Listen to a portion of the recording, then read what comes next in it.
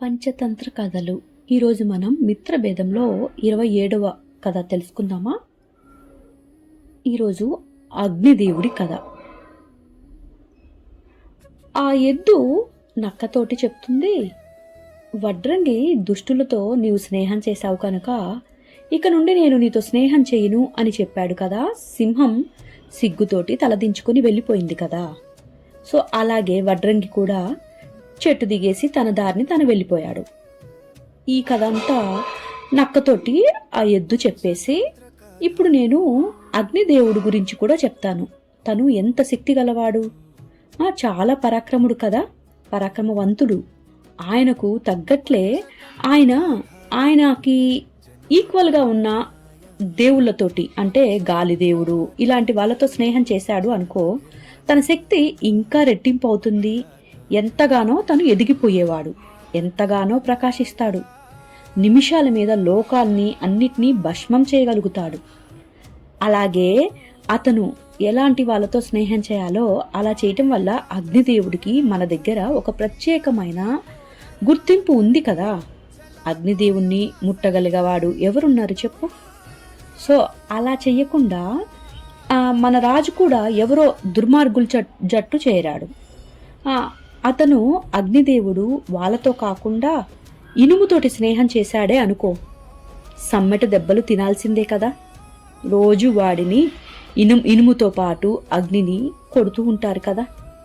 So చివరికేమో నీటిలో మునిగి తన శక్తిని కోల్పోతాడు. అందువల్ల అగ్నిదేవుడు ఎలాగ గాలితోటి స్నేహం చేస్తే పెద్దగా అయిపోతాడో, ఇనుముతో స్నేహం చేస్తే చిన్నగా అయిపోయి దెబ్బలు తిని నీటిలో మునగవలసి వస్తుందో, మన సింహం మృగరాజు కూడా దుర్మార్గుల జట్టు చేరాడు. ఆ దుర్మార్గులే నాపై లేనిపోని నేరాలు చెప్పి నమ్మించి ఉంటారు.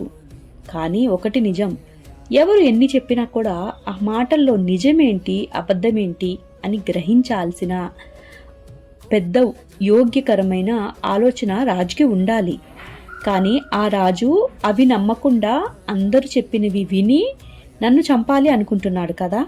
ఇంతకన్నా అన్యాయం ఎక్కడైనా ఉంటుందా అని ఆ ఎద్దు నక్కతోటి అడిగింది. ఏది ఏమైనా సరే, అటువంటి రాజుకి లోబడి ఉండటం కంటే ధైర్యంగా అతనిని ఎదురించి పోరాడతాను. విజయమో వీర స్వర్గమో తేల్చుకుంటాను అని ఆ ఎద్దు నక్కతో ఎంతో కోపంతో చెప్పింది.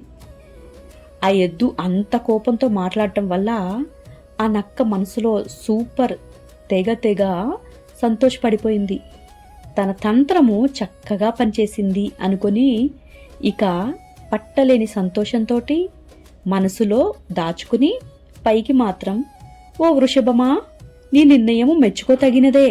కానీ ఆ మృగరాజు సింహం నీకంటే చాలా బలవంతుడు కదా, మహాపరాక్రమవంతుడు. అట్టి బలవంతునితో విరోధం మంచిది కాదేమో, ఒకసారి ఆలోచించు. బలవంతుడైన శత్రువును ఉపాయంతో జయించాలి. ఎలాగంటే మునుపు తీతూ పక్షి సముద్రుని జయించింది, అదేవిధంగా మంచి ఉపాయం పన్ని నీవు జయించాలి అని చెప్పాడు. ఆ తీతువు గురించి వినగానే ఆ ఎద్దు నక్కతో, అవునా, అంత తీతువు చిన్న పక్షి కదా, ఇలాంటి చిన్న పక్షి అంత పెద్ద సముద్రాన్ని ఎలా ఎదిరించింది, అసలు ఎదిరించినాక ఎలా గెలిచింది, అది ఎలా సాధ్యం, కొంచెం నాకు ఆ కథేమిటో చెప్పచ్చు కదా అని ఆ ఎద్దు నక్కతోటి అడిగాడు. సరే సరే, ఏదైనా చెప్పాను కదా, ఇంత చిన్న జంతువైనా అంత పెద్ద సముద్రం అయినా ఒక చిన్న ఉపాయంతో మనం గెలుచుకోవచ్చు. కొంచెం బుద్ధితో ఆలోచించాలి, ఆవేశపడకూడదు. అలా ఆవేశపడితే మనకే నష్టం జరుగుతోంది అని నక్క వినయాలు పలుకుతూ, నేను నీకు ఆ కథని చెప్తాను అని చెప్పటానికి ప్రయత్నించింది. హాయ్ ఫ్రెండ్స్, ఈరోజు చిన్న కథ ఇది. ఇక ఆ నక్క ఎద్దుతోటి చెప్పబోయే ఆ సముద్రము తీతువు కథ ఏమిటో తెలుసుకుందాం నెక్స్ట్ ఎపిసోడ్లో. ఇంతవరకు మీకు చెప్పిన కథలన్నీ అర్థమైనవే అనుకుంటున్నాను. మనకి మొదట మిత్రలాభం కథలు విష్ణు శర్మ గారు పిల్లలకి చెప్తుంటే విన్నాం కదా. ఇప్పుడు మిత్రభేదం కథలు అంటే ఆ రెండు నక్కలు మిత్రభేదాన్ని ఎలా సృష్టించగలుగుతాయి ఆ తంత్రంతో అనేదే ఈ మిత్రభేదం. ఎవరైనా ఇద్దరు స్నేహితులు మంచిగా ఉన్నప్పుడు కొంతమంది వచ్చి ఏదైనా చెడ్డ మాటలు చెప్పి వాళ్ళ మధ్యలో ఉన్న మిత్ర స్నేహితాన్ని విడగొట్టచ్చు, అది మంచికైనా చెడుకైనా. సో ఇది మిత్రభేదం వల్ల విష్ణు శర్మ గారు ఆ శిష్యులకి చెప్పాలి అనుకున్నారు. అలా అప్పటి రోజుల్లో ఆయన చెప్పిన కథలన్నీ ఇప్పుడు మనకి చాలా వరకు మంచి మంచి మాటలుగా ఉపయోగించుకోవచ్చు. వాటి వల్ల మనం జ్ఞానం తెచ్చుకోవచ్చు మన పిల్లలకు కూడా చెప్పి. ఈ స్టోరీలు మీకు బాగా నచ్చాయి అనుకుంటున్నాను. నెక్స్ట్ ఎపిసోడ్ కోసం ఎదురు చూస్తూ ఉంటారు కదా. ఇంతవరకు నా ఛానల్ని సపోర్ట్ చేస్తున్న మీ అందరికీ చాలా చాలా థ్యాంక్ యూ వెరీ మచ్. ఉంటాను. బాయ్.